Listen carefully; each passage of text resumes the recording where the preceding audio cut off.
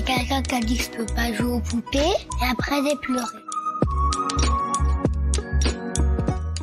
Bienvenue sur Papatriarcat, le podcast qui réfléchit la parentalité au XXIe siècle en essayant de l'affranchir du modèle patriarcal.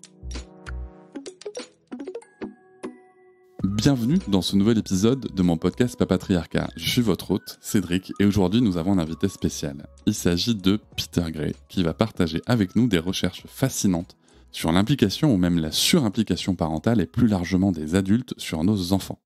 Peter Gray est un psychologue du développement et il est directeur de recherche au Boston College. Après avoir obtenu son doctorat en biologie à l'université Rockefeller en 1972, il a été professeur au département de psychologie du Boston College de 1972 à 2002. Il est connu pour ses critiques du système éducatif traditionnel et est invité régulièrement à intervenir auprès de groupes de parents, d'éducateurs ou de chercheurs. Il s'oppose aux méthodes actuelles d'éducation qui, selon lui, infligent des dommages psychologiques aux enfants. Je vous recommande d'ailleurs chaudement son livre « Libre pour apprendre » qui vient de sortir alors en format poche et c'est édité chez Actes Sud en France. Il a été pour moi une base de compréhension et d'application des apprentissages libres et autonomes pour ma fille lorsqu'elle était en instruction en famille. Dans cet épisode qu'on a appelé « Laissons jouer les enfants seuls », nous allons aborder un article coécrit par Peter Gray qui explore l'effet inhibiteur des parents sur leurs enfants, même en l'absence d'instruction explicite. Nous discuterons également des effets néfastes de la surveillance constante et du manque de liberté dans le développement des enfants. Nous aborderons les changements observés au fil des décennies, notamment une diminution continue de la liberté des enfants de jouer de manière indépendante et d'être responsables de leurs actions, l'évolution dont les enfants se rendent à l'école par exemple, ou encore l'évolution des emplois à temps partiel qu'ils peuvent exercer. Nous discuterons des conséquences de ces changements sur le bien-être mental des enfants et des adolescents. Toutes ces activités seront d'ailleurs dans cet épisode nommées activités indépendantes. Enfin, Peter Gray proposera des solutions pour encourager le jeu autonome et la socialisation des enfants dans leur quartier notamment. Il partagera des exemples de réussite où les voisins se sont réunis pour organiser des moments de jeu en plein air, permettant aux enfants de se faire de vrais amis et de vivre des expériences enrichissantes seuls. Démarrons tout de suite avec cette première question. Peter Gray, est-ce que vous pouvez nous expliquer en quelques mots ce qu'est le bien-être des enfants et surtout pourquoi c'est important ? Je vous souhaite une bonne écoute. Le bien-être des enfants, évidemment, ça signifie que les enfants sont heureux et qu'ils se sentent bien dans leur vie, qu'ils ne sont ni déprimés, ni trop anxieux. Alors, bien entendu, c'est important parce que si on fait attention aux gens, eh bien, on veut que tout le monde soit en bonne santé mentale. Et c'est très triste quand quelqu'un se sent déprimé, se sent anxieux ou bien pense que la vie ne vaut pas la peine d'être vécue. Et c'est particulièrement terrible quand ça arrive aux enfants. Vos travaux de recherche suggèrent que le déclin de l'activité indépendante chez les enfants, c'est l'une des causes principales du déclin du bien-être mental. Est-ce que vous pouvez nous expliquer ce que vous entendez par activité indépendante ? Alors pour commencer, je tiens à préciser que mes recherches, et la plupart des recherches que je résume dans les articles que j'ai écrits, ont été menées aux États-Unis. Tout ce que je vais dire ici ne sera peut-être pas tout à fait aussi vrai en France qu'aux États-Unis, même si je sais que l'Europe suit en grande partie la même trajectoire. Alors vous êtes peut-être un peu en retard sur certains aspects, mais vous suivez probablement cette trajectoire de trop de contrôle des enfants, d'une trop grande concentration sur l'éducation et d'une insuffisance d'activité indépendante pour les enfants, de leur besoin de jouer, de leur besoin de faire des choses qui sont séparées et qui n'exigent pas un contrôle constant des adultes. Donc la recherche sur laquelle j'ai écrit se concentre sur le fait qu'aux États-Unis, et je sais que dans une certaine mesure, comme je le disais, c'est aussi vrai en Europe, au cours des dernières décennies, vraiment au cours des 50 dernières années, il y a eu un déclin continu de la liberté des enfants de jouer de manière indépendante sans le contrôle des adultes. De faire des choses, de se déplacer de manière indépendante, de faire du vélo tout seul, de voyager en transport en commun sans qu'un adulte les surveille et les guide en permanence. Même un déclin à mesure que les enfants grandissent un peu, dans leur préadolescence, dans leur capacité à avoir un emploi à temps partiel, toutes ces choses qui représentent la confiance en l'enfant pour être capable d'être responsable, de faire des choses par lui-même sans qu'un adulte le surveille constamment, lui dise quoi faire, le corrige tout le temps. Alors aux États-Unis, il a été bien documenté qu'au cours des 50 à 60 dernières années, voire peut-être même 70 ans, il y a eu un déclin continu de la liberté des enfants dans ce sens, de sorte qu'aujourd'hui, aux États-Unis, les enfants ne marchent plus pour aller à l'école. Même les enfants de 10 ou 11 ans ne sont pas autorisés à marcher seuls pour se rendre dans leur école. Alors que quand j'étais enfant, il y a de nombreuses décennies maintenant, les enfants de 5 ans marchaient régulièrement pour se rendre à l'école. Vous marchiez jusqu'à la maternelle, après le premier jour, votre mère aurait peut-être montré le chemin, mais ensuite vous y alliez seul. Je pouvais faire du vélo pratiquement partout à l'âge de 5 ou 6 ans, et ça a radicalement changé. Donc sur la même période pendant laquelle nous avons connu un déclin progressif de la liberté des enfants, eh bien nous avons observé une augmentation graduelle, mais globalement énorme de l'anxiété et de la dépression, et même très tragiquement, du suicide chez des enfants d'âge scolaire. Les taux de suicide étaient très bas chez les enfants d'âge scolaire et chez les adolescents il y a quelques décennies. Et maintenant, c'est devenu un problème important. Donc la question est de savoir s'il y a une relation entre ce déclin de la liberté des enfants et l'augmentation des troubles mentaux chez les enfants. L'anxiété, la dépression, le suicide. Dans un article récent que mes collègues et moi avons publié dans le Journal of Pediatrics, nous rassemblons plusieurs lignes convergentes de preuves pour soutenir l'idée qu'il existe une relation de cause à effet ici. Cela ne doit pas être la seule cause, mais je pense que c'est probablement la cause principale. À mesure que vous retirez la liberté aux enfants, que vous les mettez de plus en plus sous le contrôle des adultes, où ils sont constamment super protégés, eh bien ils perdent leur enthousiasme pour la vie. Ils deviennent déprimés, ils deviennent anxieux parce qu'ils deviennent craintifs. Les peurs des adultes se traduisent par les peurs des enfants. Donc ils ont peur parce que tout le monde agit comme si c'était très dangereux. Et ils développent l'idée qu'ils sont impuissants dans ce monde, qu'ils ont toujours besoin d'aide. Et si vous avez l'impression d'être impuissant, alors peu importe votre âge, si vous avez vraiment l'impression de n'avoir aucune prise sur les événements, bien il n'y a rien que je puisse faire si quelque chose m'arrive. Je suis complètement impuissant. Cela vous prédispose à l'anxiété et à la dépression. C'est la thèse de l'article que nous avons écrit. Et c'est quelque chose sur lequel j'ai apporté de nombreuses preuves. Moi, je trouve ça passionnant. Vous dites que l'activité indépendante a diminué au cours des dernières décennies. Mais comment avez-vous observé que ces occasions pour les enfants de faire des activités indépendantes ont diminué? Comment est-ce que vous y êtes pris? Il y a plusieurs façons d'examiner les preuves. Il y a un livre qui a été publié il y a quelques années, il y a une dizaine d'années, par une sociologue nommée Marcella Rutherford. Et ce qu'elle a fait, c'est qu'elle a examiné les magazines pour les parents au cours des 100 dernières années. Aux États-Unis, l'un des magazines est le magazine Parenting. Un autre, c'est Good Housekeeping. Et ceux-ci sont largement lus par les parents, principalement par les mères. Ces magazines incluent beaucoup de conseils sur les enfants. Il y a des lettres de parents à des experts en enfance, et les experts répondent aux lettres dans les magazines. Bref, ce que Rutherford a fait, c'est qu'elle a analysé ces articles des 100 dernières années, et ce qu'elle a trouvé, c'est qu'avant 1970, voire même dans les années 70, une grande partie des conseils concernaient l'indépendance de votre enfant. Votre enfant devait aller à l'école à pied à un certain âge, votre enfant devait être autorisé à voyager en transport en commun, et si votre enfant a eu peur de le faire, eh bien, encouragez votre enfant à le faire. Apprenez à votre enfant comment le faire. Il semblait y avoir une compréhension générale que les activités indépendantes pour les enfants étaient importantes. À partir des années 70, et c'est vraiment là que ça s'est accéléré au début des années 80, ce que Rutherford a trouvé, c'est que les conseils ont commencé à changer. Et le standard a commencé à évoluer. C'est-à-dire que si vous ne surveillez pas votre enfant chaque minute, eh bien vous êtes un parent négligent, parce que c'est tellement dangereux, que votre enfant est en danger. Maintenant, bien sûr, la réalité est qu'il n'y a pas vraiment eu d'augmentation de la criminalité au cours de cette période. Mais il y a eu une certaine augmentation de la circulation dans certains quartiers. Mais la relation entre la circulation et à quel point les gens sont surprotecteurs n'est pas si étroite. Donc ce qui s'est passé, c'est que nous avons changé notre attitude relative à ce qu'est un parent raisonnable. La croyance dans le passé était que les enfants avaient besoin de leur espace et de leur temps, et les adultes de leur espace et de leur temps également. Chaque parent disait autrefois « sortez de la maison ». Pour une raison principale, du moins aux États-Unis, les maisons étaient plus petites à l'époque et elles sont plus grandes maintenant. Aussi, les gens avaient plus d'enfants à l'époque qu'ils n'en ont maintenant. Ils ne voulaient pas que leurs enfants traînent autour de la maison. Donc sortez de la maison, sortez de la maison. C'est ce que disait chaque maman. Et en fait, elle voulait dire « laissez-moi respirer ». Et il y avait toujours des enfants dehors. Le taux de natalité était plus élevé, ce qui est l'une des raisons pour lesquelles il y avait beaucoup d'enfants à l'extérieur. Donc si vous alliez dehors et que vous trouviez des enfants avec qui jouer, eh bien, il n'y avait aucune attente de la société qu'il y ait des adultes là-bas dehors pour vous surveiller et vous dire comment jouer. Et c'était ça une enfance normale. Et c'était une enfance normale non seulement aux États-Unis dans les années 50, 60, 70, mais aussi dans le monde entier, à travers le temps.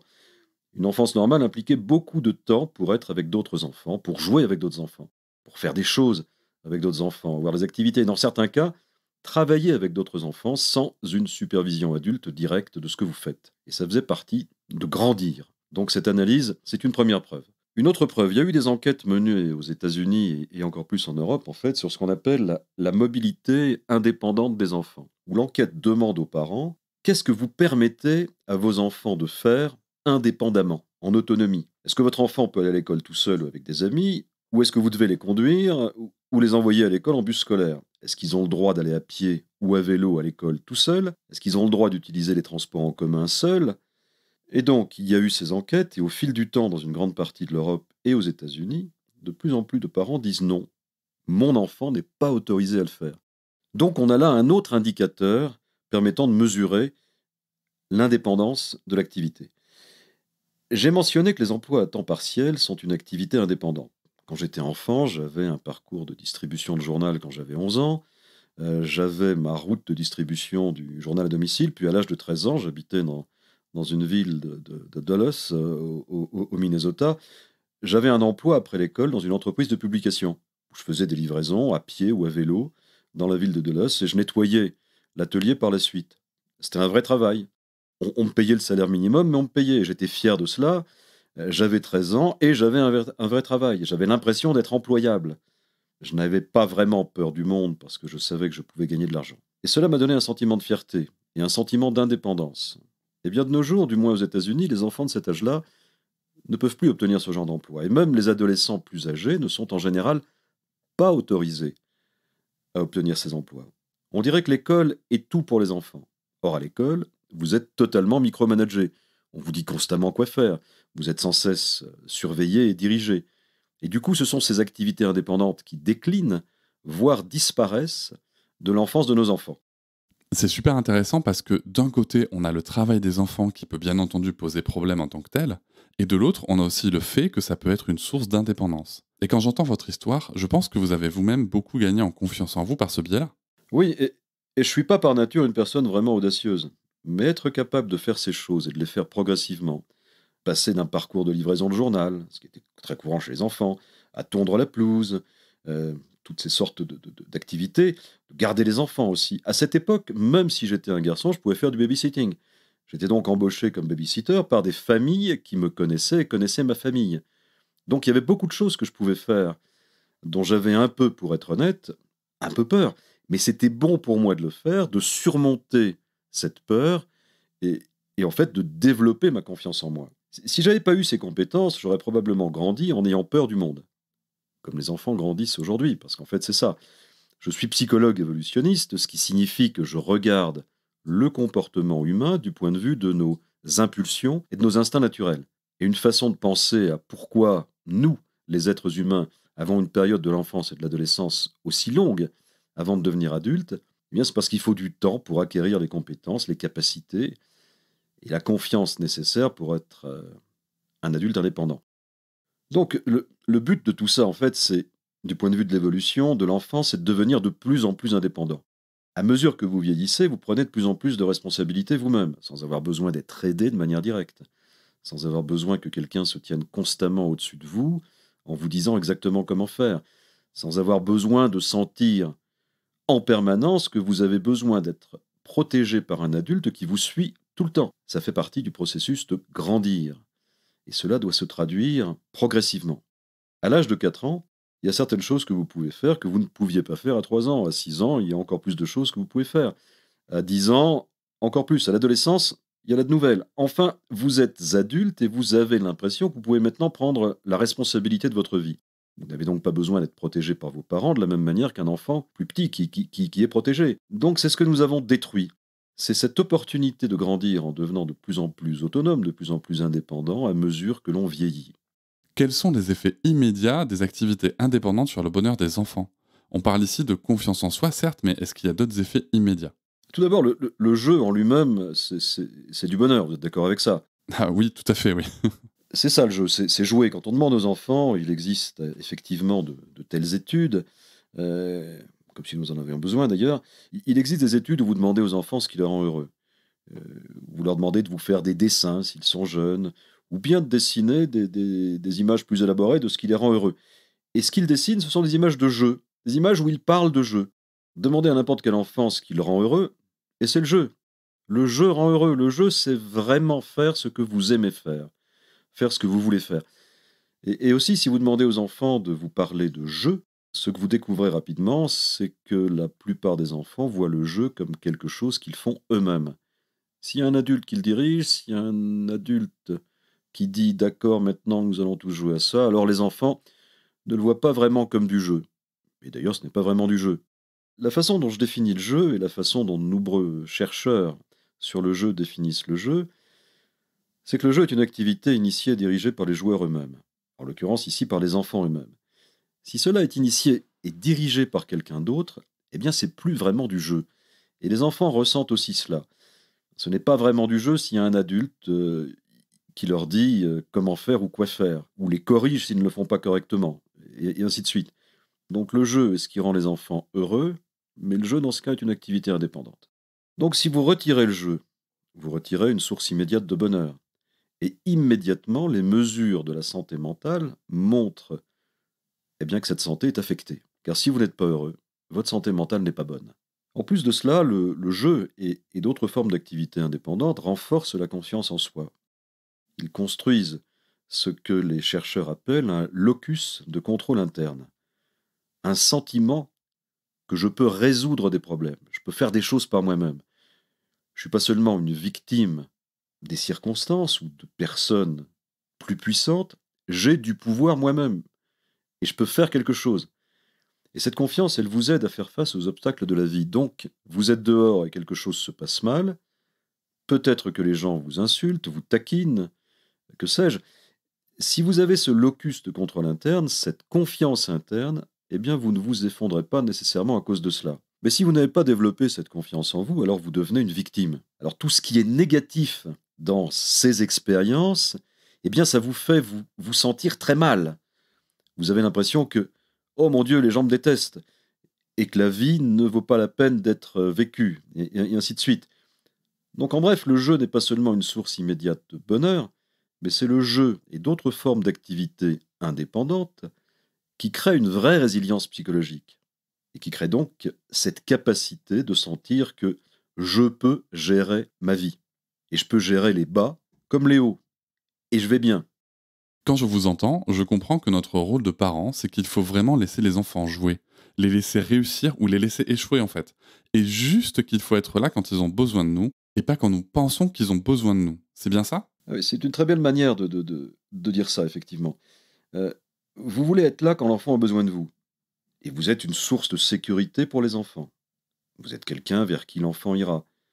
Et une chose que je pense être vraie, si vous faites confiance à votre enfant et si vous permettez à votre enfant de faire les choses qu'il sait savoir faire et qu'il a envie de faire, votre enfant est encore plus susceptible de venir vers vous quand il aura vraiment besoin de vous. Si vous êtes constamment sur son dos, alors son objectif sera de vous éviter. Mais si ça n'est pas le cas, et qu'ils réalisent que vous les respectez, que vous respectez leur indépendance, alors ils sont plus susceptibles, quand ils ont vraiment besoin de vous, de venir vous voir et de vous dire « Hey, j'ai un problème, tu peux m'aider à faire ça ?» Je me demande si cette attitude de surprotection que nous pouvons avoir n'est pas aussi une source d'anxiété pour nous, parents. Vous voyez ce que je veux dire? Parce qu'en France, on parle beaucoup du fait que le rôle du parent devient de plus en plus difficile. Mais peut-être que ces attitudes sont aussi néfastes pour nous-mêmes en tant que parents. Absolument, je pense que oui. Nous nous sommes emparés d'un tel fardeau, quand nous pensons que nous devons être tout pour nos enfants, en particulier les mères, mais aussi les pères dans une certaine mesure. Peut-être qu'en France, les pères jouent un rôle plus important qu'aux États-Unis, je ne sais pas. Les pères parlent beaucoup du fait d'être de meilleurs parents. Nous essayons, mais ils n'ont pas vraiment réussi. Ce sont toujours les mamans qui font la plupart des choses aux États-Unis. Donc les mamans assument tout ce fardeau. C'est pas suffisant d'aimer votre enfant, de le nourrir, de le loger. Vous devez être aussi le camarade de jeu de votre enfant. Vous devez amener votre enfant partout. Vous devez constamment protéger votre enfant. Et si votre enfant bouge, c'est vous qui devez le déplacer. Sinon, vous avez l'impression d'être un mauvais parent si vous n'êtes pas constamment en train de le faire. Vous êtes censé parler à votre enfant tout le temps. C'est un peu comme si les parents étaient le seul monde social pour l'enfant, ou bien peut-être les parents et aussi les enseignants à l'école. Et parce que nous avons séparé les enfants de la culture des pères, c'est vraiment à travers l'histoire que les enfants parlent principalement avec d'autres enfants. C'est comme ça qu'ils l'ont appris. Ils vivent principalement la vie sociale avec et à travers d'autres enfants. ce sont vraiment les autres enfants qui socialisent les enfants. Ce ne sont généralement pas les parents qui le font. Donc les enfants sont dehors, ils bénéficient de toutes ces expériences sociales, ils apprennent et ils interagissent et ils grandissent. Et les parents n'ont rien à voir avec ça. Mais maintenant, il y a de moins en moins d'opportunités d'avoir ce type de comportement. Et donc les parents ont l'impression qu'ils doivent être tout. Ils doivent être le partenaire de conversation de l'enfant, son partenaire de jeu, son moyen de transport, car l'enfant n'est pas autorisé à aller où que ce soit tout seul. Et donc ça devient un gros fardeau. Je ne suis pas surpris. J'ai écrit un article sur un blog il y a quelques jours dans lequel la première phrase était je ne suis pas surpris que le taux de natalité diminue. Si j'étais une jeune femme, et je dis, puis j'ai fait une réserve et je dis je ne suis pas une jeune femme, je suis un vieil homme, mais on peut imaginer que je serais très réticente à avoir un enfant en raison de tout le fardeau que ça va apporter à ma vie. Bien plus que de donner naissance à un enfant et de m'occuper de lui pendant quelques années et de le voir grandir, alors c'est comme un fardeau qui va peser pendant 20 ans. Et c'était pas comme ça auparavant. J'adore ce que vous dites. Je pense que c'est hyper important pour les enfants comme pour les parents. Alors merci, merci d'avoir dit tout ce que vous avez déjà dit. Dans votre article, vous mentionnez également que les lycéens qui ont un petit job à temps partiel se sentent plus indépendants et plus heureux. Est-ce que vous pouvez expliquer pourquoi c'est le cas? Parce que d'accord, on a parlé de ces activités indépendantes, mais alors peut-être qu'ils pourraient se sentir tristes parce qu'ils doivent aller travailler pour gagner de l'argent parce que la situation familiale n'est pas facile. Il y a ça aussi, non? C'est une bonne question. Il y a plus d'un siècle, en fait, que les États-Unis et une grande partie de l'Europe ont décidé que le travail des enfants devait être aboli. Le travail des enfants à temps plein, j'entends. Et c'était une bonne décision. Nous avions des enfants qui travaillaient dans des ateliers misérables, qui travaillaient dans des mines de charbon, de jeunes enfants qui avaient des emplois dangereux, et leur espérance de vie était limitée par le travail. Et il était très important de libérer les enfants de ce travail.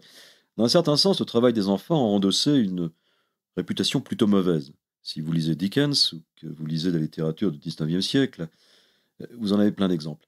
Et l'un des progrès qui restait à faire, c'était de permettre aux enfants d'aller à l'école. Et en même temps, l'école était attendue, elle est même devenue obligatoire. Nous avons dû dire que vous ne pouviez pas avoir d'enfants employés à temps plein, car ils devaient être libérés pour aller à l'école. Et c'était une partie de ce processus. Bien sûr, maintenant, l'école est devenue un travail à temps plein. Et je connais même des enfants qui préféreraient travailler dans une usine plutôt que d'aller à l'école. C'est là toute l'ironie de la situation. Nous avons libéré les enfants du travail à temps plein pour qu'ils puissent aller à l'école, et maintenant nous avons fait de l'école une activité laborieuse et presque un travail à temps plein. En fait, de nombreux enfants passent plus de temps à l'école et à faire le travail scolaire que leurs parents eux-mêmes ne passent de temps dans leur travail à temps plein. Et c'est un travail fastidieux, sédentaire, malsain pour les enfants. C'est ce qu'est l'école. Il y a donc une ironie là-dedans. Et pour revenir vraiment à votre question, je pense que de nombreux jeunes cherchent un équilibre. Ils ne veulent pas travailler à temps plein. Ce ne serait pas sain pour eux d'avoir une activité professionnelle à temps plein. Ce qu'ils veulent, c'est un travail qui leur donne un sentiment de responsabilité et qui leur permette aussi de gagner de l'argent. Lorsqu'un enfant gagne son propre argent, c'est tout à fait différent que quand les parents le lui donnent. C'est moi qui ai gagné ça. J'ai fait cet argent et je peux le dépenser comme je veux. Et mes parents ne peuvent pas me dire comment dépenser cet argent. Je peux aussi l'économiser si je veux. Je peux acheter des bonbons si je veux. J'utilisais mon argent de livraison des journaux pour acheter du matériel de pêche parce que j'étais passionné par la pêche à l'époque. Donc cela vous donne un sentiment d'indépendance. Le travail vous donne des expériences sociales que vous ne pourriez pas avoir autrement, que ce soit si vous travaillez dans un restaurant, accueillir des clients, à les connaître par exemple. Si vous travaillez comme moi je l'ai fait pour une imprimerie, eh bien ça vous permet de connaître les adultes qui y travaillent, de savoir à quoi ils ressemblent, à les connaître aussi en tant que vraies personnes dans le monde réel. Et ça vous donne un type d'expérience sociale qui vous permet d'acquérir un sentiment de responsabilité. Ça vous donne un sentiment d'accomplissement. Et en plus, ça vous donne une rémunération, de l'argent, qui est votre propre argent. Et je pense que surtout lorsque c'est le choix du jeune, eh bien c'est une chose très précieuse. Si le jeune se sent obligé de le faire, eh bien cela va avoir des connotations tout à fait négatives. Aucun d'entre nous, vous êtes d'accord, n'aime être obligé de faire quelque chose.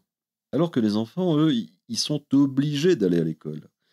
Et ils sont obligés d'aller à l'école et de suivre l'école d'une certaine façon et de faire certaines choses qu'ils ne veulent pas nécessairement faire. Et si le travail devient encore une autre chose que vous êtes obligé de faire, c'est comme un pas vers l'asservissement plutôt qu'un sentiment d'indépendance ou de liberté. Mais si c'est votre choix, je veux faire ça, eh bien c'est une histoire tout à fait différente. Il n'y a pas beaucoup de recherches sur les bénéfices psychologiques du travail à temps partiel ou sur les inconvénients psychologiques toujours de ce travail à temps partiel. L'étude à laquelle j'ai fait référence dans l'article que vous avez mentionné est une étude qui a été réalisée en Australie. Et ça a été une étude assez systématique, autant que je puisse dire. Et ce qu'ils ont trouvé, c'est que les lycéens qui travaillaient à temps partiel eh bien, étaient plus heureux que les autres. Ils étaient plus heureux que d'autres, pris dans un groupe tout à fait similaire. Et les raisons à cela, eh bien, c'est ce que je viens d'évoquer. Vous parlez de l'effet inhibiteur de la présence des adultes sur le jeu des enfants. Ce que vous avez déjà dit, c'est que lorsque l'adulte dirige le jeu, ce n'est plus du jeu, c'est ça? Je me demande comment est-ce que cet effet inhibiteur se manifeste. Est-ce que vous pouvez approfondir un petit peu le sujet, s'il vous plaît? Alors, permettez-moi tout d'abord de mentionner quelques études, quelques recherches qui soutiennent cette idée. La première, c'est une étude qui a été faite aux États-Unis, dans laquelle les chercheurs, c'était il y a quelques années, à une époque où il était encore possible de trouver les enfants dans les parcs sans être surveillés par des adultes. Bref, c'était une étude menée dans des parcs urbains, et ils ont observé les enfants dans le parc pour voir ce qu'ils faisaient. Et ce qu'ils ont constaté, c'est que lorsque les enfants étaient dans le parc avec d'autres enfants et sans adultes, donc sans superviseur adulte évident, sans adultes les observant, eh bien les enfants étaient beaucoup plus actifs. En particulier, ils étaient physiquement beaucoup plus actifs.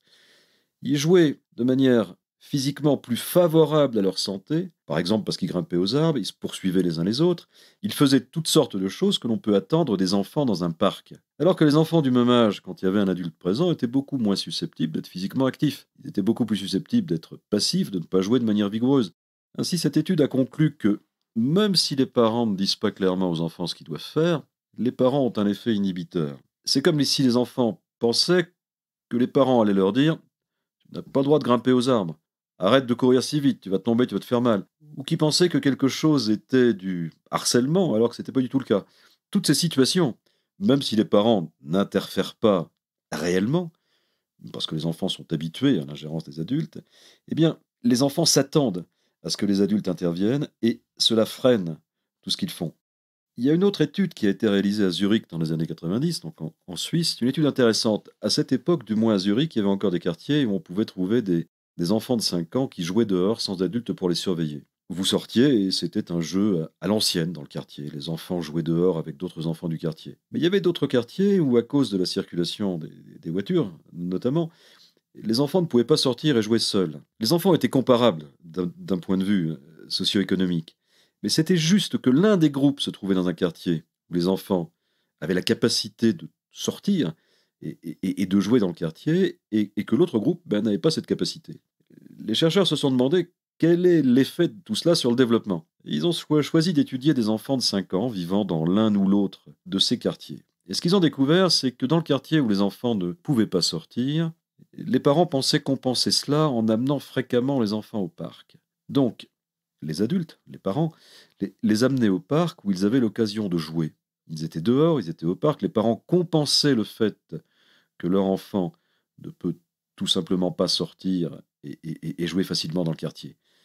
Et ce que les chercheurs ont découvert, c'est que les enfants qui pouvaient jouer librement dans le quartier, selon toutes les métriques qu'ils ont retenues, eh bien ces enfants se portaient mieux que les enfants dont les parents les conduisaient fréquemment au parc, mais qui ne pouvaient pas jouer librement dans le quartier. Il y avait 2 fois plus d'amis. Ils étaient socialement beaucoup plus compétents, ils étaient physiquement mieux contrôlés. À tout point de vue, ils se portaient mieux, tant physiquement que psychologiquement, que les enfants qui allaient régulièrement au parc avec leurs parents. Et ensuite, les chercheurs ont émis l'hypothèse, c'était pas seulement une hypothèse, ils avaient en fait des données tangibles sur les raisons pour lesquelles amener les enfants au parc ne compensait pas ce manque d'activité ludique dans le quartier. Et la première chose est que tout d'abord, les parents ont un temps et une patience limitée. Vous amenez l'enfant au parc et au bout d'un moment, les parents disent « D'accord, il est temps de rentrer à la maison ». Donc même s'ils pensaient compenser, les enfants n'étaient pas dehors autant que les enfants qui avaient la possibilité de jouer dans leur quartier. Et les enfants ont beaucoup plus d'appétence, si vous voulez, pour être dehors et jouer. Ils ont beaucoup plus envie de le faire que les parents. Deuxièmement, le jeu dans le quartier était qualitativement très différent du jeu au parc. Dans le quartier, ils jouaient tout le temps avec des gens qu'ils connaissaient. Ils se faisaient des amis, ils savaient comment jouer. Et ils pouvaient aussi apporter des choses dehors. Ils pouvaient sortir de l'équipement, ils avaient leur trottinette, ils avaient des clous, des marteaux, des planches, si vous voulez bricoler. Il y avait de nombreuses façons de jouer. Au parc, c'était beaucoup plus limité. Tout ce que vous pouviez faire, c'était jouer sur les équipements de jeu. Il n'y avait pas grand-chose d'autre à faire. Et les gens là-bas étaient un groupe d'enfants différents à chaque fois. Donc, c'est beaucoup plus compliqué de se faire des amis de cette façon. Et il faut du temps pour savoir comment jouer avec quelqu'un de manière réellement ludique et agréable. Donc le jeu était qualitativement très différent. Vous aviez moins de chances de vous faire des amis en faisant cela. Bon, et même si vous veniez régulièrement, il y avait beaucoup moins de variété dans les jeux qui se proposaient à vous. Il y avait moins d'opportunités pour le jeu imaginatif, moins d'opportunités pour construire des jeux. Tout ce que vous pouviez faire, c'était vous balancer sur les balançoires, glisser sur le toboggan, creuser dans le bac à sable. Donc tout ça fait qu'il n'était pas surprenant que le fait d'aller au parc ne compense pas du tout le jeu libre dans le quartier. Donc voilà quelques-unes des évidences empiriques qui soutiennent ce point. Quelles sont les évolutions sociétales dans la garde des enfants qui ont contribué à la baisse du bien-être mental ? Alors je pense qu'il y a eu plusieurs changements sociaux. Encore une fois, je parle principalement des États-Unis, d'où proviennent mes observations et mes conclusions. Je pense que beaucoup de choses sont similaires en Europe. Ce qui s'est produit en particulier, c'est que le changement a vraiment commencé à s'accélérer dans les années 80. C'est vraiment à ce moment-là que la vie des enfants a commencé à devenir de plus en plus restrictive. Et c'était pas d'un seul coup, ça a commencé plus tôt que cela, mais ça s'est accéléré dans les années 80. Il y a pas mal de choses qui se sont produites dans les années 80 aux États-Unis. Et dans une certaine mesure, ça a aussi pu se produire dans le monde entier. Tout d'abord, l'école a commencé à devenir beaucoup plus importante qu'auparavant, et elle est surtout devenue plus oppressante, si vous permettez d'utiliser ce mot. Aux États-Unis, il y a un livre qui a été publié en 80 et qui est fondé sur la thèse selon laquelle les États-Unis étaient en train de perdre du terrain par rapport en particulier à la Chine. Nous avions peur de la Chine, on craignait que la Chine ne dépasse les États-Unis en termes d'éducation, que leurs enfants apprennent plus que les nôtres, et que cela représentait un risque national. Le titre du livre était d'ailleurs Une nation en danger. Mais en réalité, il s'agissait d'une étude qui a été financée par le gouvernement et d'un livre qui a été également soutenu par le gouvernement et qui soutenait que parce que nos enfants à l'école n'étudiaient pas et n'apprenaient pas comme les enfants chinois ou comme des enfants de certains pays d'Europe de l'Est, eh bien nous étions en train de prendre du retard. Et ce retard, ça représentait un risque pour la sécurité des États-Unis. Avant ça, quand j'étais à l'école, maintenant vous savez à peu près quel âge j'ai, où nous croyions que les Russes étaient bien en avance sur nous en matière d'éducation et que nous étions aussi en train de prendre du retard, il y avait une incitation à essayer de faire en sorte que tous les garçons deviennent ingénieurs, afin que nous puissions développer des fusées, justement pour ne pas prendre de retard sur les Russes. Dans les années 80, c'était plus la Chine dont nous avions peur. Le système éducatif en Chine était meilleur que le nôtre. Et il nous dépassait dans les tests internationaux. Vers cette époque, on a commencé à avoir ces tests internationaux, les tests PISA. Et les Asiatiques de l'Est ont toujours obtenu des scores plus élevés que les Américains. Nous devions donc faire quelque chose à ce propos. Il faut savoir que auparavant, avant cette prise de conscience des mesures de ces tests, les écoles étaient en grande partie gérées localement.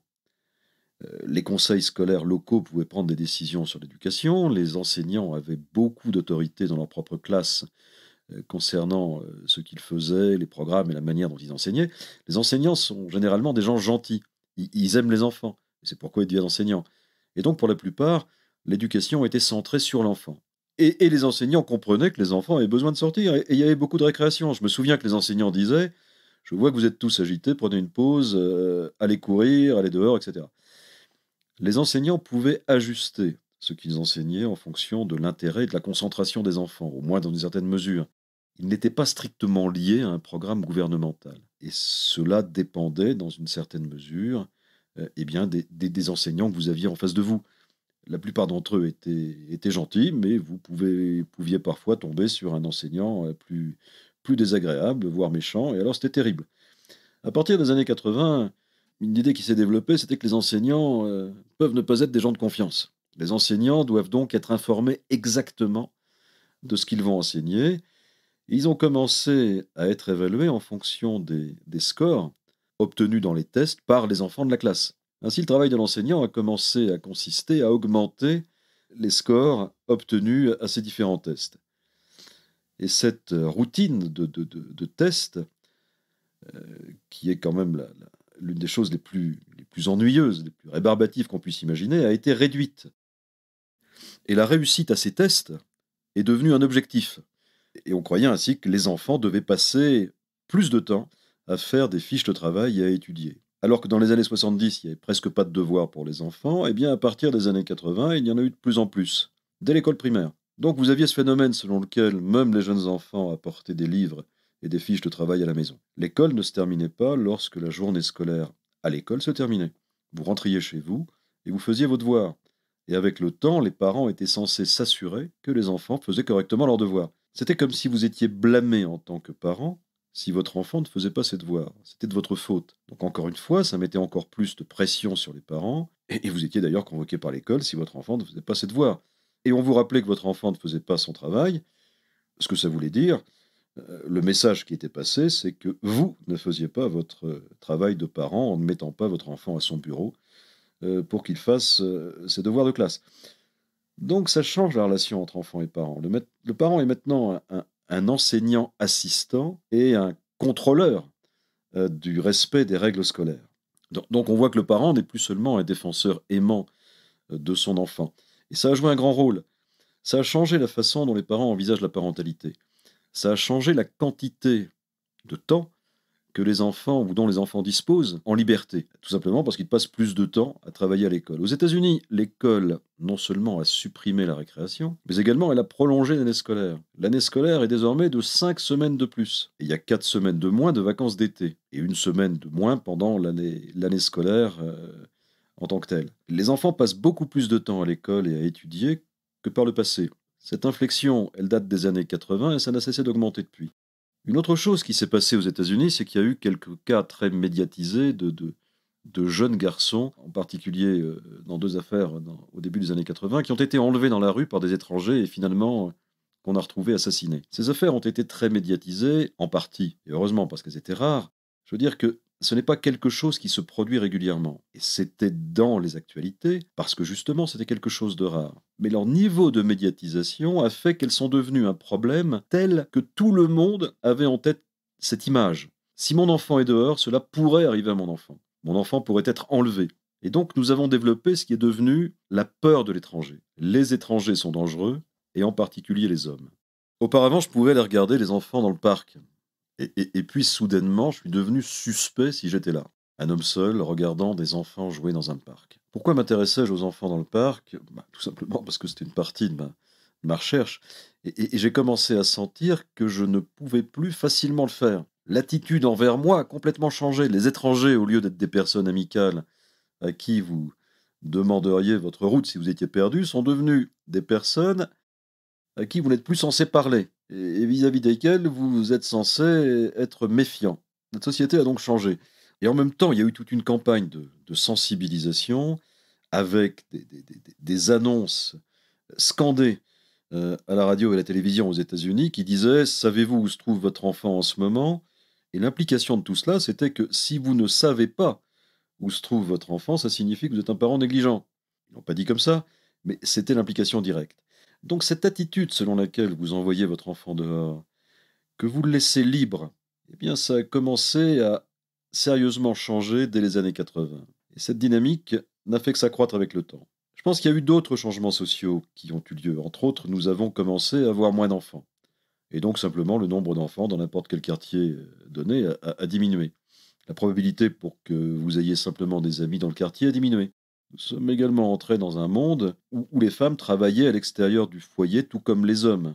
Et donc, il y avait souvent personne à la maison pendant la journée. Et cela aussi, je pense, a eu pour effet de faire penser aux gens que le quartier était moins sûr qu'auparavant. Dans le passé, les enfants jouaient dans le quartier, mais il y avait des mamans à la maison, qui regardaient par la fenêtre, qui savaient qui étaient les autres mamans, et les enfants connaissaient les autres enfants. Donc, il y avait ce sentiment, vous savez qui sont vos voisins, vous savez que vos voisins aideront, voire sauveront votre enfant s'il y a un souci. En bref, il y avait de la sécurité dans le quartier et de la sérénité aussi. Je pense que nous n'avons jamais su quoi faire à ce sujet une fois qu'il n'y avait plus personne à la maison pendant la journée. Et les amis des gens n'étaient plus nécessairement leurs voisins. Leurs amis étaient leurs partenaires de travail qui pouvaient vivre dans une toute autre partie de la ville. Et donc vous êtes arrivé dans un monde que vous ne maîtrisez plus. Si ça se trouve, votre voisin pourrait être un prédateur sexuel pour enfants, n'est-ce pas? Vous ne le savez pas parce que vous ne connaissez pas vos voisins. Parallèlement, les changements dans la société, je ne suis pas du tout en train de dire que c'est pas une bonne chose. Je pense que le fait que les femmes peuvent avoir un emploi indépendant, gagner de l'argent par elles-mêmes, etc., c'est très bien, alors qu'auparavant, elles dépendaient des hommes, et les situations étaient dans certains cas tout à fait abusives. Donc, ces changements sociétaux tout à fait importants ont contribué à ce qu'on sache de moins en moins quoi faire des enfants. Et ça n'a pas été pris en compte. Et puis, nous avons eu ce phénomène des soi-disant enfants clés en main qui rentraient chez eux sans que personne ne soit à la maison. Et ça a aussi commencé à être perçu comme un problème. Alors, qu'est-ce qu'on va faire à ce sujet? On doit trouver une solution. Nous n'avons pas vraiment un bon système de garde d'enfants aux États-Unis. Nous n'avons pas réellement de possibilité de garde financée par l'État. Et donc, nous avons commencé à penser, ce que nous devons faire, c'est garder les enfants à l'école plus longtemps, là où il y a des adultes qui les surveillent. Nous devons également les placer dans des activités dirigées par des adultes en dehors de l'école, car nous ne voulons pas qu'ils restent tout simplement seuls à la maison.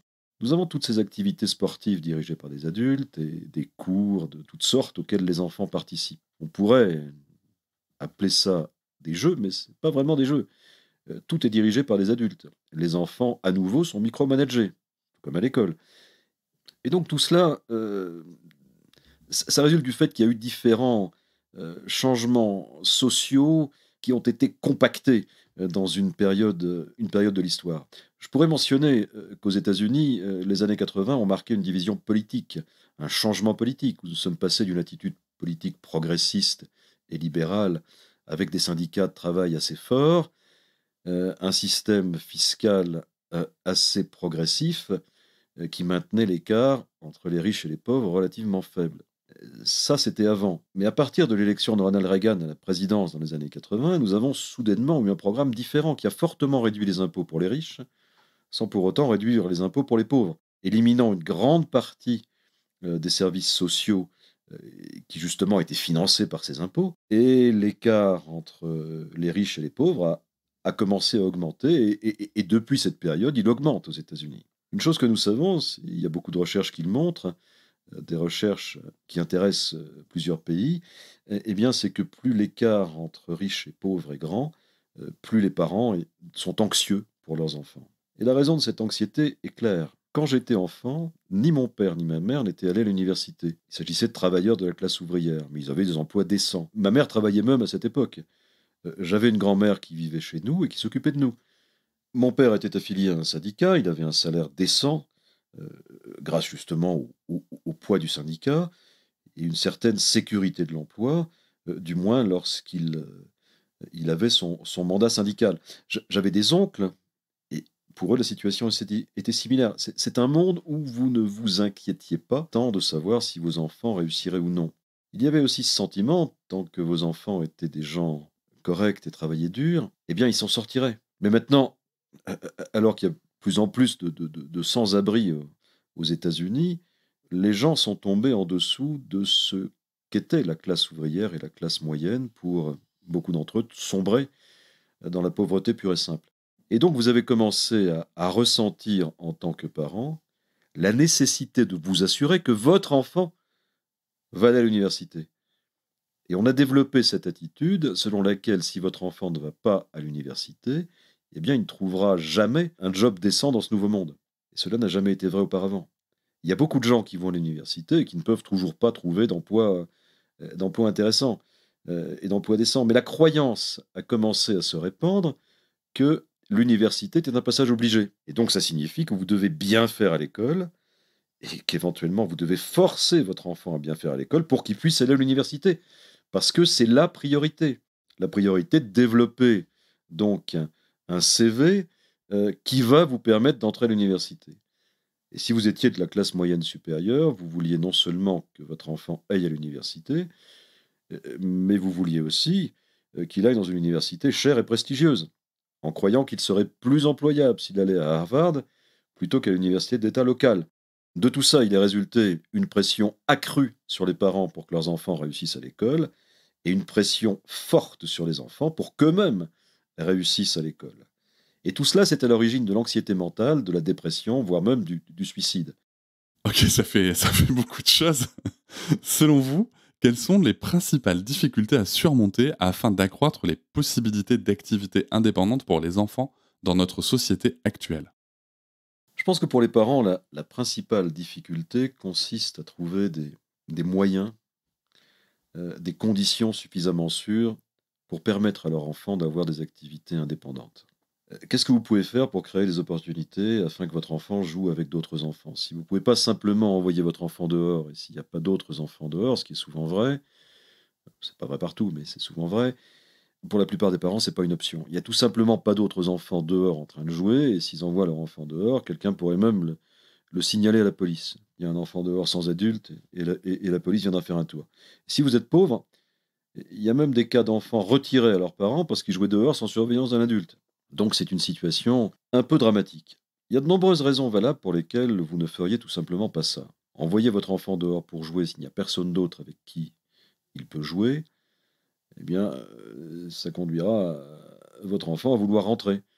Il se mettra simplement à utiliser son téléphone portable pour communiquer avec d'autres enfants et ça devient la seule manière de trouver des amis. Vous devez donc trouver des moyens.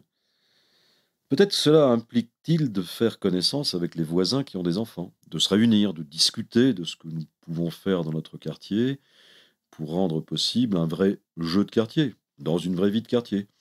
Il pourrait y avoir certains moments dans la semaine ou les week-ends où nous enverrions tous nos enfants dehors. Nous dirions simplement de sortir de la maison, de rester dans le quartier, et les autres parents font la même chose. Alors, si vous vous mettez d'accord là-dessus, mais s'il y a néanmoins des parents qui pensent que un groupe d'enfants qui jouent dehors, ça peut ne pas être complètement sûr, eh bien alors il faut faire en sorte qu'il y ait un parent, ou idéalement un grand-parent, qui sont souvent plus décontractés et moins enclins à intervenir, eh bien qui soit simplement là pour surveiller sans intervenir, sans dire aux enfants comment jouer, mais simplement être là pour sécuriser le jeu en extérieur. Il y a des endroits dans lesquels ça a été fait où ça fonctionne. Mais ça nécessite de l'initiative, ça nécessite aussi de trouver quelqu'un qui est prêt à faire connaissance avec ses voisins, à leur parler, à leur convaincre que le jeu, c'est vraiment quelque chose d'important pour les enfants. Donc je crois qu'on doit tous faire en sorte que ça soit possible et qu'il s'agisse d'une solution que les parents peuvent réellement mettre en œuvre. Une autre solution consiste à travailler avec l'école. Je suis l'un des fondateurs avec Lenore Skenazy, qui a écrit un livre Free Range Kids, fondateur d'une organisation à but non lucratif qui s'appelle Let Grow et qui a été créée aux États-Unis. Et nous travaillons avec les écoles pour introduire le jeu libre réel.